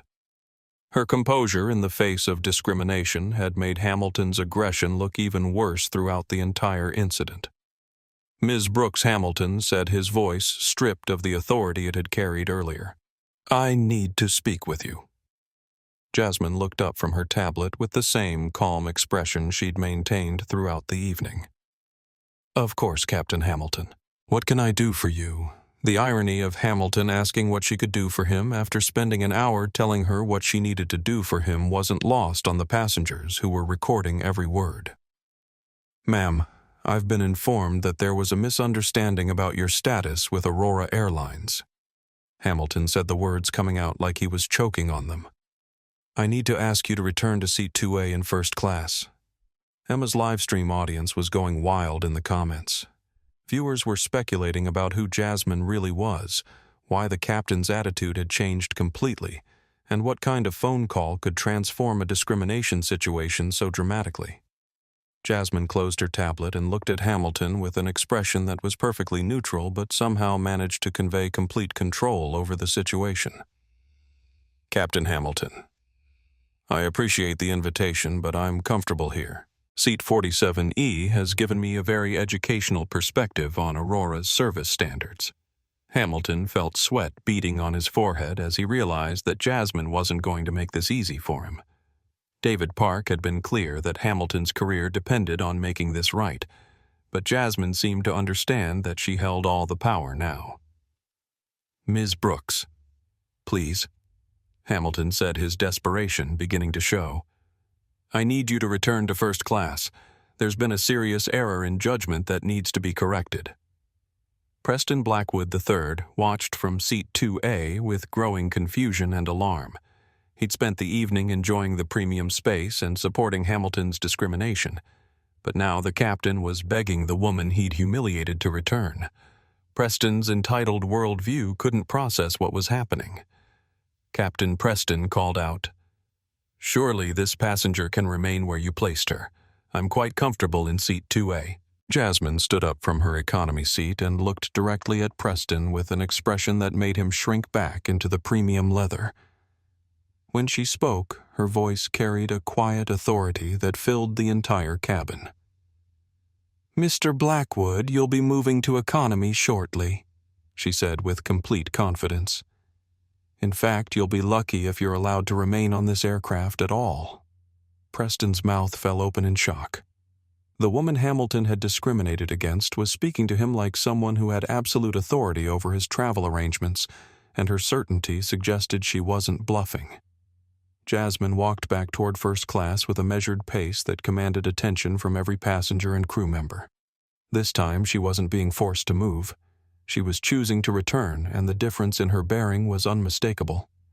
When she reached seat 2A, she looked at Preston with an expression that made him scramble out of the premium space without being asked. Then she turned to address the entire first-class cabin, her voice clear and strong enough for all the recording devices to capture every word. "Ladies and gentlemen, my name is Jasmine Brooks. I am the owner and CEO of Aurora Airlines. For the past 6 months, I've been conducting undercover testing of our service standards to identify discrimination and bias in our operations." The silence that followed was absolute. Emma's livestream chat exploded with caps-locked messages of shock and excitement. Victoria Shaw's legal mind was already calculating the implications of what she was hearing. Harold Thompson smiled with the satisfaction of someone whose instincts had been completely vindicated. But Captain Hamilton felt his world end completely. Tonight, Captain Hamilton provided exactly the evidence I needed to justify comprehensive reforms throughout Aurora's operations. Jasmine continued. His behavior represents the kind of bias that has no place in modern aviation, and it will not be tolerated under my ownership." Hamilton stood frozen, understanding that every word Jasmine spoke was being recorded by thousands of people and would soon be seen by millions more. His discrimination hadn't just cost him his job, it had made him the poster child for everything wrong with airline culture. "Captain Hamilton," Jasmine said, turning to face him directly, "you didn't just lose a passenger tonight. You lost your wings." The phrase hit the cabin like a judgment. Hamilton's 23-year career was over. His reputation was destroyed, and his legacy would be as the captain who discriminated against his own boss on Christmas Eve while the world watched. Emma's live stream had reached 60,000 viewers, making it the most watched real-time discrimination incident in social media history. The story was spreading across every platform simultaneously, with Jasmine's reveal becoming an instant viral moment that would reshape how airlines approached passenger treatment. As Hamilton stood in his uniform, stripped of all authority and facing the consequences of his bias, Jasmine Brooks sat down in seat 2A with the quiet dignity of someone who had turned the worst kind of discrimination into the catalyst for transformative change. The passenger had become the boss. The victim had become the judge. And Captain Derek Hamilton had become a cautionary tale about the cost of prejudice in an age where power could belong to anyone, regardless of how they looked or what they wore. The revelation that Jasmine Brooks owned Aurora Airlines hit Flight 447 like a psychological shockwave. In an instant, every power dynamic on the aircraft had reversed completely. The passenger who had been humiliated and forced to economy was revealed as the ultimate authority, while the captain who had wielded his authority so carelessly was exposed as powerless. Emma Rodriguez's live stream audience had exploded to over 75,000 viewers, with comments moving so fast they were impossible to read. Her follower count was growing by the thousands as news outlets and social media influencers shared her stream worldwide. Emma had accidentally become the citizen journalist who documented one of the most significant reversals of power in aviation history. "This is unreal," Emma whispered to her camera, her voice shaking with adrenaline. "She owns the airline. The woman they discriminated against actually owns Aurora Airlines. Captain Hamilton just lost his job to someone he tried to kick off the plane." Victoria Shaw was furiously typing legal analysis for her social media followers, recognizing that she was witnessing corporate justice being delivered in real time. Her professional network was watching through her posts, and the legal implications were staggering. Legal analysis update: Aurora Airlines owner conducting live termination hearing after experiencing direct discrimination. This is how corporate accountability happens when victims have power. Every law school will study this case. Jasmine looked at Captain Hamilton with an expression that was calm but absolutely final. "Captain Hamilton, your employment with Aurora Airlines is terminated effective immediately. James Mitchell will assume command of this aircraft, and you will be escorted off the plane when we land in London." The words hit Hamilton like physical blows. 23 years of service, a spotless technical record, and a reputation as Aurora's premier captain were all erased in a single moment because he couldn't see past his own prejudices. "Ms. Brooks Hamilton," began his voice, pleading, "I had no idea who you were. If I had known—" "That's exactly the problem," Jasmine interrupted, her voice cutting through his excuses. "You treat people differently based on assumptions about their worth. The fact that you discriminated against your own boss makes it worse, not better." She turned to address Preston Blackwood III, who had been watching the revelation with growing horror as he realized that his support for Hamilton's discrimination was being recorded for posterity. "Mr. Blackwood, your behavior tonight was equally unacceptable. You encouraged discrimination, claimed privilege based on your father's position, and showed complete disrespect for another passenger's dignity. You're banned from Aurora Airlines for life." Preston's face went white as he understood that his entitled support for Hamilton's bias had just cost him access to his preferred airline. His casual racism had consequences, and those consequences were being documented by thousands of viewers. "You can't ban me," Preston protested, his voice carrying the whine of someone unaccustomed to facing accountability. "My father is a senator. Aurora needs our business." Jasmine's response was swift and decisive.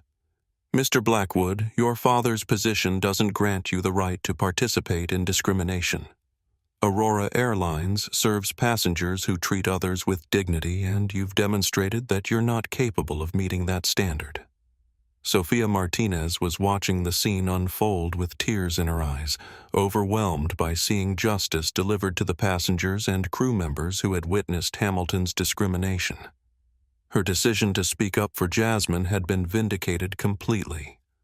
"Sophia," Jasmine said, turning to the young flight attendant, "thank you for standing up for what was right when it required courage. Effective immediately, you're promoted to senior flight attendant with a salary increase and assignment to Aurora's flagship routes." Sophia burst into tears, overwhelmed by the recognition and reward for doing what she'd been trained to believe was simply her job. Her courage in challenging Hamilton's authority had transformed her career in a single moment. Marcus Rivera stepped forward, understanding that corporate changes were happening in real time. "Ms. Brooks, how do you want us to handle crew procedures for the remainder of the flight, Marcus? You're now the senior purser for this flight," Jasmine replied. "James Mitchell has command of the aircraft. We're going to demonstrate how Aurora flights operate when discrimination is removed from the equation." James Mitchell was in the cockpit, still processing the fact that his captain's discrimination had made him the youngest pilot to command an Aurora transatlantic flight.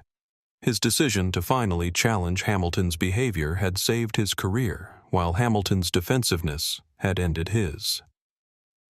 Tower. "This is Aurora, 447. James radioed to air traffic control. "We have a change in command. Captain Mitchell now has control of the aircraft. The official notification would later become part of the federal investigation record, documenting the moment when Hamilton's discrimination cost him not just his job, but his authority to command aircraft." Harold Thompson approached Jasmine with the dignity of someone who had spent decades recognizing real authority when he saw it. "Ma'am, thank you for showing that justice still exists. What you did tonight restored my faith in accountability." Jasmine smiled at Harold with genuine warmth. "Mr. Thompson, your support meant more than you know. Effective immediately, you have lifetime first-class status on Aurora Airlines. Anyone who stands up for justice deserves to be treated with the dignity you showed tonight." Harold's eyes filled with tears as he realized that his decision to challenge Hamilton's discrimination had earned him recognition from someone with the power to change his travel experience forever. Emma Rodriguez was documenting every moment of the justice being delivered, her live stream becoming a real-time case study in how quickly consequences could follow discriminatory behavior when victims had the power to enforce accountability. "You guys, this is incredible," Emma said to her 80,000 viewers. "She's firing people, promoting people, and completely transforming how this airline operates, all because they discriminated against her. This is what accountability looks like when victims have power." Jasmine addressed the entire first-class cabin, her voice carrying the authority of someone who had transformed discrimination into comprehensive reform. "Everyone who witnessed tonight's events has seen exactly why Aurora Airlines needed new leadership. Discrimination has no place in our operations, and tonight's responses demonstrate that we're committed to treating every passenger with dignity." The applause that followed was spontaneous and heartfelt, led by Harold Thompson, and joined by every passenger who had witnessed justice being delivered in real time. Even Emma's live stream audience was flooding the comments with appreciation for what they'd seen. Captain Derek Hamilton walked toward the cockpit to gather his personal belongings, understanding that his airline career was over and his reputation was destroyed. His discrimination had been documented by thousands of people and would become a permanent reminder of the cost of bias in the modern world. As Hamilton passed Jasmine's seat, she spoke quietly to him, words that only he could hear, but would haunt him forever. "Captain Hamilton, You had every opportunity to treat me with basic dignity. You chose prejudice instead. This is what consequences look like. Aurora Flight 447 continued toward London with a completely transformed crew and passenger dynamic. Discrimination had been met with immediate justice. Bias had been replaced with accountability, and the airline industry had just witnessed the most public demonstration of corporate responsibility in aviation history. The flight that began with discrimination was ending with justice, and every person aboard understood that they had witnessed something that would change how airlines treated passengers forever. Aurora Flight 447 continued its journey to London Heathrow with an atmosphere completely transformed from the discrimination and tension that had marked the first hours of the flight. Under Captain James Mitchell's command, and with the airline's owner ensuring that service standards reflected actual respect rather than bias, the cabin crew provided an example of what airline hospitality looked like when every passenger was valued equally. Sophia Martinez moved through the first-class cabin with newfound confidence, her promotion to senior flight attendant validating every instinct she'd had about treating passengers with dignity, regardless of their appearance or background.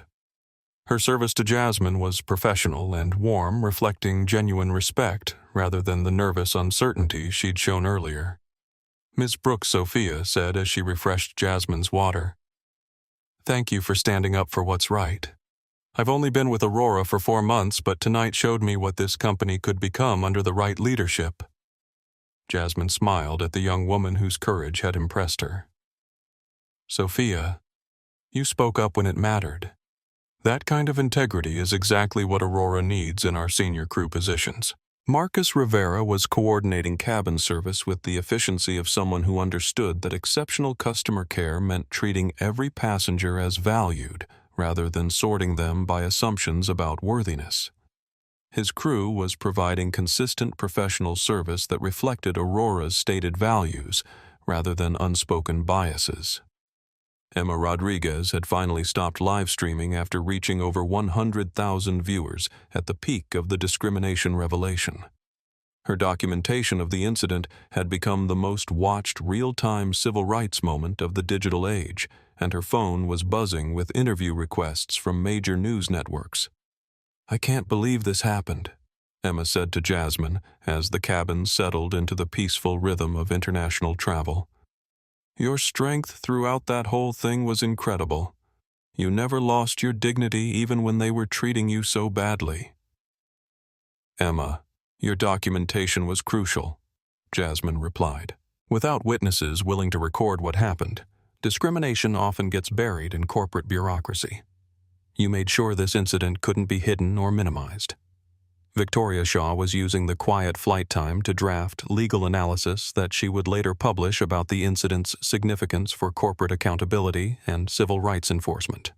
Her professional network was already discussing the case as a landmark example of how real-time documentation could accelerate justice. Ms. Brooks Victoria said, approaching Jasmine's seat as an attorney, "I have to say that your response tonight was masterful. You demonstrated that corporate accountability can be immediate and comprehensive when leadership takes discrimination seriously." Harold Thompson was enjoying his first experience in first-class service, savoring both the physical comfort and the knowledge that his support for justice had been recognized and rewarded. His lifetime status with Aurora represented validation that standing up for others had value and consequences. Ma'am Harold said to Jasmine, "I've been flying for 40 years, and I've seen a lot of people treated badly by airline crews. Tonight was the first time I've seen real accountability delivered immediately. You've changed how this industry will handle discrimination." James Mitchell's voice came over the intercom, addressing the passengers with the professional calm that had impressed Jasmine enough to promote him to Captain Ladies and Gentlemen. "This is Captain Mitchell. We're cruising at 37,000 feet with smooth conditions ahead. Our estimated arrival time in London remains on schedule." The announcement carried none of the tension that had marked Hamilton's earlier communications. James understood that his promotion came with the responsibility to demonstrate that Aurora's flight operations could be both technically excellent and respectful of every passenger. Preston Blackwood III sat in economy class, his lifetime ban from Aurora, meaning this would be his last flight with the airline. His casual support for Hamilton's discrimination had cost him access to his preferred carrier, and his social media posts celebrating the discrimination were being shared widely as examples of privileged entitlement. The contrast between Preston's situation and Harold's reward illustrated Jasmine's approach to justice. Those who supported discrimination faced consequences, while those who stood up for dignity received recognition. In the galley, Aurora's crew members were discussing how the evening's events would change their approach to passenger service. Sophia's promotion for speaking up against discrimination had sent a clear message that employees would be rewarded for protecting passengers rather than enabling bias. "This is what Aurora should have been all along," Marcus said to Sophia as they prepared meal service.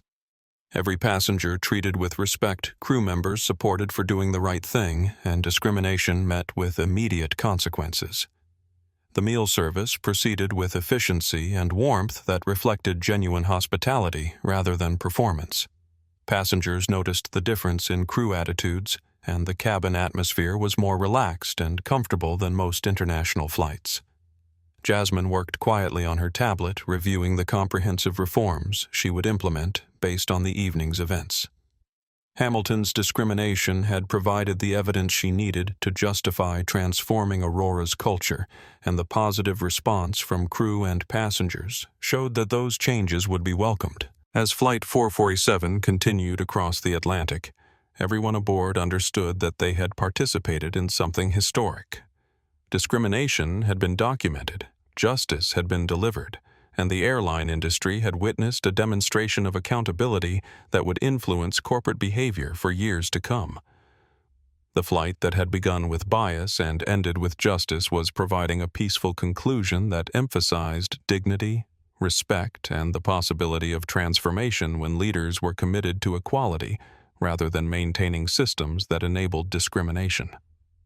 7 hours after departure, Aurora Flight 447 was approaching London as a completely different aircraft than the one that had left JFK, carrying passengers who had witnessed that real change was possible when accountability was immediate and comprehensive. By the time Aurora Flight 447 touched down at London Heathrow, the discrimination incident and its dramatic resolution had become a global phenomenon that was reshaping conversations about corporate accountability, airline industry culture, and the power of social media to accelerate justice.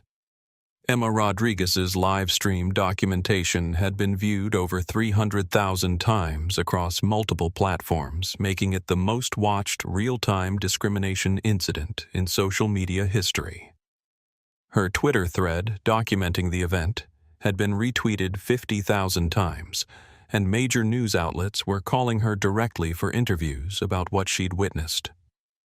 "BBC wants an interview when we land," Emma told Jasmine as passengers prepared for arrival. CNN, ABC, Sky News. "They all want to talk about what happened. This story is everywhere." The hashtags Aurora447 and Christmas Eve Justice were trending worldwide, with millions of people sharing the story and discussing its implications for corporate responsibility and civil rights enforcement. The incident had transcended airline industry news to become a cultural touchstone for how discrimination should be addressed in the modern era.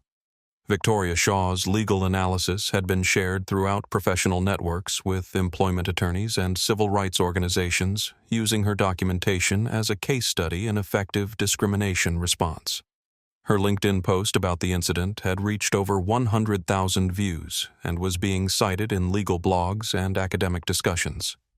"This is going to be studied in law schools and business schools for decades," Victoria explained to her social media followers. Real-time documentation of discrimination met with immediate corporate accountability. It's a perfect case study in how justice can work when victims have power.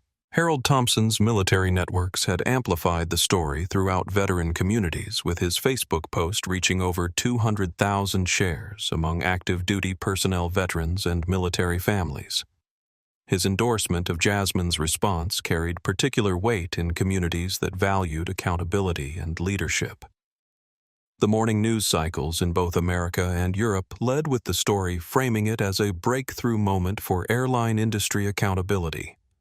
Business reporters were analyzing the incident's potential impact on corporate cultures across multiple industries. Aurora Airlines stock is up 12% in pre-market trading, financial analyst Maria Santos reported on CNBC.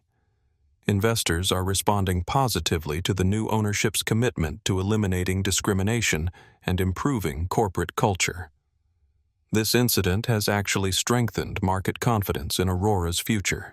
Civil rights organizations were hailing the incident as a model for how discrimination should be addressed. The NAACP issued a statement praising Aurora's immediate response and calling on other corporations to follow Jasmine's example of swift, comprehensive accountability. Ms. Brooks demonstrated that corporate leaders can take decisive action against discrimination when they choose to prioritize justice over protecting problematic employees. The statement read, "Her response should become the industry standard for addressing bias in customer service." The airline industry was experiencing immediate ripple effects as other carriers rushed to review their own discrimination policies and crew training programs. Aurora's competitors understood that customers would now expect similar accountability if discrimination occurred on their flights.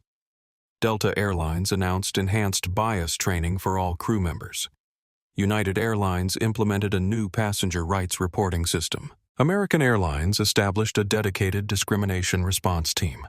The industry was transforming its approach to passenger treatment because one incident had demonstrated the cost of maintaining discriminatory cultures. Every airline is scrambling to avoid being the next Aurora Flight 447, aviation industry analyst Robert Chen explained on Bloomberg Television. Ms. Brooks' response created a new standard for accountability that no carrier can ignore. International media coverage was particularly focused on the Christmas Eve timing of the incident and its dramatic resolution. The story resonated with holiday themes of justice, redemption, and the triumph of dignity over prejudice. Christmas Eve, Justice. How one woman's strength transformed an industry. Read the headline in the London Guardian. The story detailed not just the discrimination incident, but Jasmine's background as a tech entrepreneur who had overcome homelessness to build a billion-dollar empire. Employment law experts were analyzing the incident's implications for corporate liability and employee accountability. The documentation created by multiple witnesses had provided a comprehensive record that would influence how discrimination cases were prosecuted and defended. This case demonstrates how modern technology can create incontrovertible evidence of workplace discrimination, explained Georgetown law professor Dr. Sarah Williams. The multiple recording angles and social media documentation have created a new standard for evidence collection in civil rights cases.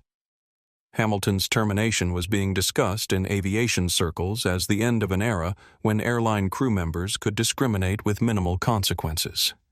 His 23-year career had been destroyed in a matter of hours, creating a cautionary tale that would influence pilot behavior throughout the industry. Captain Hamilton's career ended because he couldn't adapt to modern expectations of equality and respect, explained Airlines Pilots Association representative Michael Torres. Pilots who maintain biases against passengers will find themselves unemployable in today's aviation industry. Preston Blackwood III's lifetime ban from Aurora had become a separate viral story, with social media users celebrating consequences for passengers who supported or encouraged discrimination. His father, Senator Blackwood, was facing calls for comment about his son's behavior and its reflection on his family's values. Corporate culture consultants were using the Aurora incident to advocate for comprehensive bias training and accountability systems across multiple industries. The story had become a business case study in how discrimination could create liability and damage corporate reputation, Ms. Brooks turned her company's discrimination problem into a competitive advantage, explained Harvard Business School professor Dr. James Patterson. By demonstrating zero tolerance for bias, Aurora has positioned itself as the industry leader in inclusive customer service. The Federal Aviation Administration announced that it would be reviewing airline discrimination policies and considering new regulations to ensure passenger rights protection. The incident had created enough political pressure to force regulatory changes throughout the industry. Aurora Airlines was receiving thousands of supportive messages from travelers who wanted to fly with an airline that had demonstrated real commitment to equality. The discrimination incident had paradoxically strengthened Aurora's brand by showing that the company would take decisive action against bias. We're seeing booking increases from customers who want to support a company that stands up for civil rights, Aurora's booking director reported. The incident has actually improved our market position by demonstrating our values in action. The story's global reach was creating international discussions about corporate responsibility and the power of social media to accelerate accountability. What had begun as a single incident of airline discrimination had become a catalyst for broader conversations about equality justice and the role of corporate leadership in promoting civil rights. As media coverage continued expanding, it became clear that Aurora Flight 447 would be remembered not just as an airline incident but as a turning point in how corporations addressed discrimination and how society expected accountability from business leaders. The Christmas Eve discrimination that Captain Hamilton thought he could handle quietly had become a worldwide symbol of justice transformation and the power of standing up for equality when it mattered most. Christmas morning in London dawned crisp and clear as Jasmine Brooks stood in the ancient cemetery of Highgate, placing white roses on a grave that bore the simple inscription, Rosa Brooks, 1932-2007, beloved grandmother. The quiet cemetery was a world away from the viral storm that Aurora Flight 447 had created, but this moment of reflection was exactly what Jasmine needed. "I did it," Grandma Jasmine whispered, touching the weathered headstone. "I kept the promise I made on that bus 29 years ago. No one will ever be forced to move again, not on my planes, not on my watch." The irony wasn't lost on her that Hamilton's discrimination had occurred on December 24th, the exact anniversary of the Greyhound bus incident that had shaped her entire life's mission. Rosa Brooks's humiliation had led to her granddaughter's determination to acquire power that could protect others from similar indignities. Jasmine's phone buzzed constantly with interview requests, congratulations from business leaders, and updates about the continuing viral spread of the Aurora 447 story. But in this quiet moment with her grandmother's memory, she understood that the real victory wasn't the media attention or the corporate justice. The real victory was that discrimination had been met with immediate, comprehensive accountability. Sophia Martinez was spending Christmas morning with her family in London, sharing the story of how speaking up for a passenger had transformed her career in a single evening. Her promotion to senior flight attendant represented more than professional advancement. It validated every instinct she'd had about treating people with dignity. Mama Sophia said to her mother as they prepared Christmas breakfast, "I learned something important last night. Sometimes doing the right thing is scary, but it's always worth it. Standing up for that woman changed my whole life."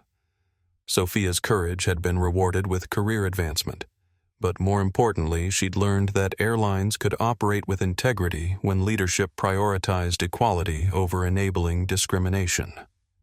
Harold Thompson was enjoying Christmas dinner with his daughter's family, sharing the story of how his support for justice had earned him lifetime first-class status with Aurora Airlines. But the real gift was knowing that his military values of protecting others had mattered in a civilian context. Granddad, his 7-year-old grandson, asked why was the captain being mean to the lady. Harold considered his answer carefully. Sometimes people make assumptions about others based on how they look instead of who they really are. The important thing is to stand up for people when they're being treated unfairly, just like we did on the plane. The lesson would stay with the child forever that ordinary people had the power and responsibility to challenge injustice when they encountered it.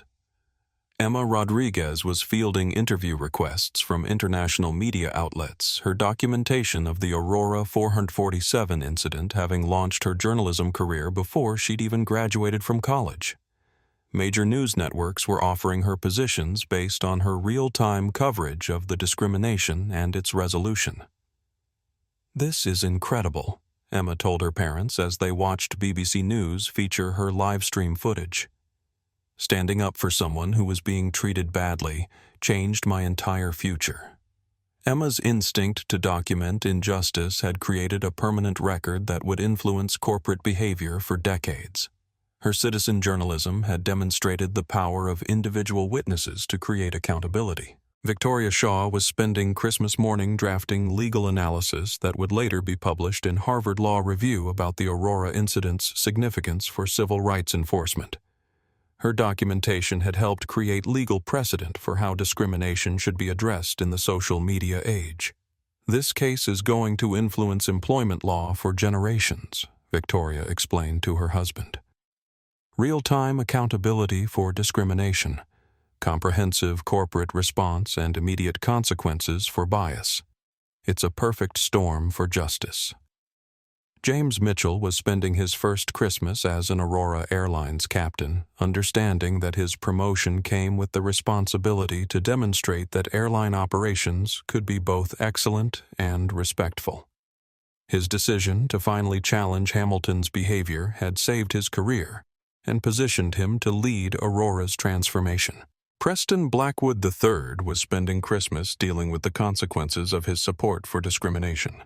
His lifetime ban from Aurora had become a viral story of entitled privilege meeting accountability, and his father was facing political pressure about his son's behavior.